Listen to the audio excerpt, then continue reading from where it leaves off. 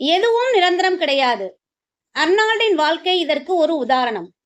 தன்னுடைய வெண்கல சிலைக்கு முன் உறங்கிய புகழ்பெற்ற ஹாலிவுட் ஹீரோ அர்னால்டின் பரிதாப நிலை. நடிப்பில் படிப்படியாக உயர்ந்து கலிபோர்னியாவின் கவர்னர் என்ற புகழின் உச்சத்தில் இருக்கும் பொழுது தன்னுடைய வெண்கல சிலை முகப்பில் நிறுவப்பட்ட வகையில் ஒரு ஆடம்பர ஹோட்டலை திறந்து வைத்தார். ஹோட்டலின் திறப்பு விழாவின் பொழுது அந்த ஆடம்பர ஹோட்டலின் உரிமையாளர், அர்னால்டு எப்பொழுது வேண்டுமானாலும் இந்த ஹோட்டலுக்கு வந்து முன்பதிவு ஏதுமின்றி இலவசமாக தங்கிக் கொள்ளலாம், அவருக்கு எப்பொழுதுமே ஒரு அறை இருக்கும் என்று அறிவித்தார். நாட்கள் நகர்ந்தன. பதவி போனது, புகழ் போனது. சமீபத்தில் சாதாரண மனிதனாக அந்த ஹோட்டலுக்கு சென்ற அர்னால்டுக்கு அதிர்ச்சி காத்திருந்தது. ஹோட்டலில் எல்லா அறைகளும் புக்கிங் ஆகிவிட்டது.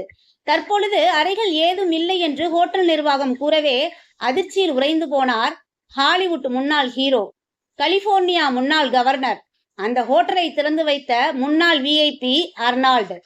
மனமுடைந்த அர்னால்டு தான் வைத்திருந்த போர்வையை எடுத்துக்கொண்டு அந்த ஹோட்டலின் முகப்பில் தன்னால் திறந்து வைக்கப்பட்ட வெறும் அலங்கார பொருளாக நின்று கொண்டிருந்த தன்னுடைய வெண்கல சிலைக்கு முன்னர் செய்வது அறியாது படுத்துவிட்டார். இந்த சம்பவத்தால் துவண்டு போன அர்னால்டு அந்த காட்சியை புகைப்படம் எடுத்து வலைதளத்தில் பதிவிட்டு உலகத்திற்கு ஒரு செய்தியை சொல்கின்றார். நாம் பதவியில் இருக்கும் பொழுது மெச்சப்படுவோம், புகழப்படுவோம், நமக்கு உச்சபட்ச மரியாதை தரப்படும். எப்பொழுதும் நாம் பதவியையும் புகழையும் இழக்கின்றோமோ அடுத்த நொடியே நாம் ஒதுக்கப்படுவோம். நமக்கு தந்த சத்தியங்கள் காற்றில் பறக்க விடப்படும்.